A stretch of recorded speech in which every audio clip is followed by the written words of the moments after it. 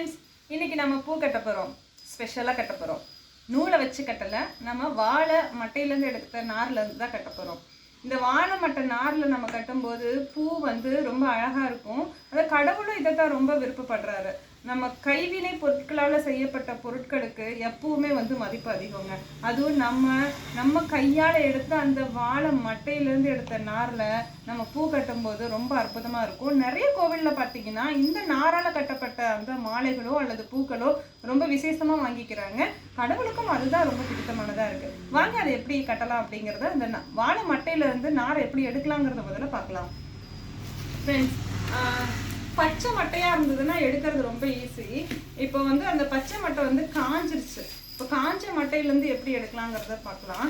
இதுவே உங்களுக்கு பச்சையாக கிடச்சிது அப்படின்னு சொன்னால், வாழை மரம் எதாவது வெட்டியிருக்காங்க, பக்கத்தில் ஏதாவது கட் பண்ணிட்டாங்க அப்படின்னு சொன்னால், அதில் இருக்கக்கூடிய அந்த வாழை மட்டையெல்லாம் வந்து நீங்கள் அப்படியே தனித்தனியாக பிரிச்சுக்கோங்க. பிரிச்சுட்டு அந்த பச்சையாக இருக்கும்போதே நீங்கள் வந்து எடுத்து வச்சுக்கோங்க. அது எப்படி எடுக்கிறதுன்னு காமிக்கிறேன்.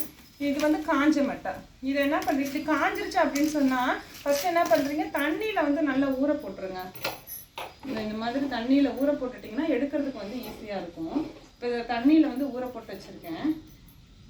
இதை வந்து ஊசி வச்சு நீங்கள் எடுத்திங்கன்னா ரொம்ப ஈஸியாக வருது. ஃபஸ்ட்டெல்லாம் நான் வந்து கையில் தான் பிரிச்சுட்டு இருந்தேன். ஆனால் அதை விட ஊசியை வச்சு எடுக்கும்போது இன்னுமே நல்லா இருக்குது. இந்த வாழை மரத்துல இருந்து நீளமாகவே நீங்கள் அந்த மட்டையெல்லாம் நீங்கள் வந்து எடுத்துக்கோங்க. எடுத்துட்டு இங்க பாருங்க, இந்த இடத்துல நீங்கள் இப்படி எடுத்து விட்டீங்க அப்படின்னு சொன்னால் இந்த நார் வந்து வந்துடும். இப்படி வந்துடும். இது இன்னுமே கூட நீங்கள் சன்னமாக எடுத்துக்கலாம்.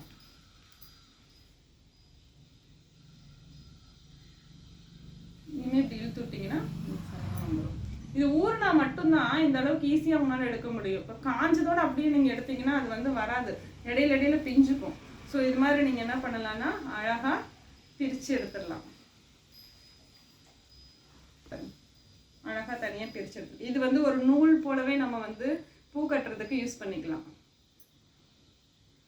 இது மாதிரி நிறைய நீங்கள் எடுத்து வச்சுருக்கேன் பாருங்கள். அது இது மாதிரி எடுத்து வச்சுருக்கேன்.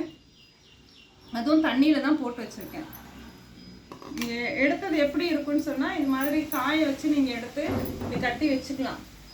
இப்படி நீங்கள் கட்டி எடுத்து ஸ்டோர் பண்ணி வச்சுக்கிட்டிங்கன்னா எப்போல்லாம் நீங்கள் பூ கட்டுறீங்களோ அப்போல்லாம் இது மாதிரி எவ்வளோ வேணுமோ அவ்வளோ எடுத்து நீங்கள் வந்து தண்ணியில் இப்படி ஊற வச்சுட்டு அதை எடுத்து நீங்கள் பூ கட்டும்போது ரொம்ப அருமையாக இருக்குங்க. இது இயற்கையான முறையில் நம்ம கைகளால் நம்மளே நார் அதை செய்து அதுக்கப்புறம் அதில் நம்ம கைகளால் நம்ம பூ கட்டி இறைவனுக்கு நம்ம கொடுக்கும்போது அது ரொம்ப கடவுள் வந்து அதை தான் ரொம்ப விருப்பப்படுறாரு.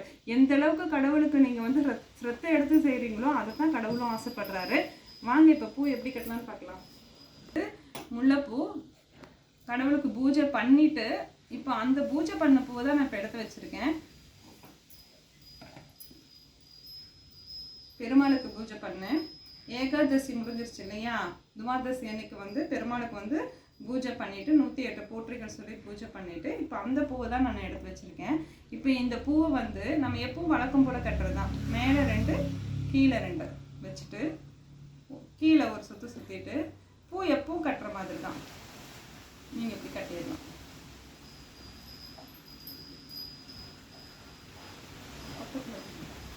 ரெண்டு இப்படி வச்சுட்டு கீழே ஒரு சுற்றிட்டு நாட் போட்டுடலாம். போட்டுறது எப்படின்னு காமிக்கிறேன். மேலே 2 கீழே 2 வச்சுருங்க.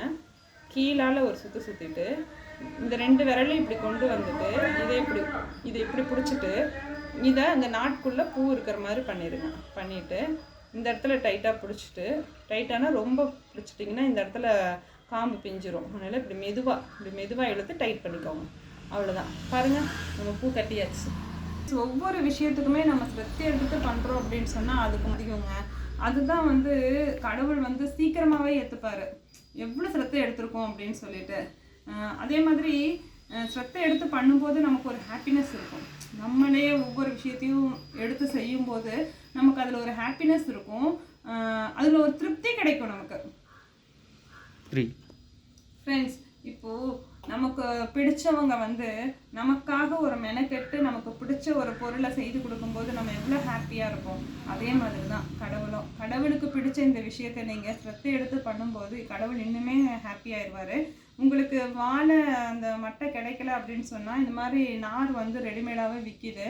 நீங்கள் இது மாதிரி வாங்கி நீங்கள் ஸ்டோர் பண்ணி வச்சுக்கிட்டிங்கன்னா கூட எப்போல்லாம் பூ கட்டுறீங்களோ அப்போல்லாம் தண்ணியில் ஊற வச்சுட்டு இப்படி எடுத்து நீங்கள் கட்டிக்கலாம். பாருங்கள், நாரை யூஸ் பண்ணி நம்ம எவ்வளோ தூரம் கட்டியிருக்கோம் பாருங்கள். இது க்யூட்டாக வந்திருக்கு. நூலில் கட்டுறதை விட நாரில் கட்டுறது அப்படியே ரொம்ப அழகாக வந்திருக்கு. பந்து போல் செம்ம சூப்பராக வந்திருக்கு. இது மாதிரி நீங்கள் உங்களுடைய கைகளால் நீங்கள் வந்து பூக்களை கட்டும்போது, அதுவும் நார் யூஸ் பண்ணி கட்டும்போது ரொம்ப அழகாக இருக்கும். பயப்படலாம் தேவையே இல்லை, இது அறுந்து போயிடுமா அப்படின்லாம் நீங்கள் நினைக்கவே தேவையில்லை. நூலால் கட்டும்போது எந்த அளவுக்கு இருக்குமோ ஸ்ட்ராங்காக இருக்குமோ அதே போல் தான் நாரால் கட்டும்போது நல்லா ஸ்ட்ராங்காக தான் இருக்கும். ஓகே ஃப்ரெண்ட்ஸ், இன்றைக்கி யூஸ்ஃபுல்லான வீடியோ பார்த்தோம். இன்னொரு வீடியோவில் நம்ம சந்திக்கலாம். லைக் பண்ணுங்கள், ஷேர் பண்ணுங்கள், சப்ஸ்கிரைப் பண்ணுங்கள்.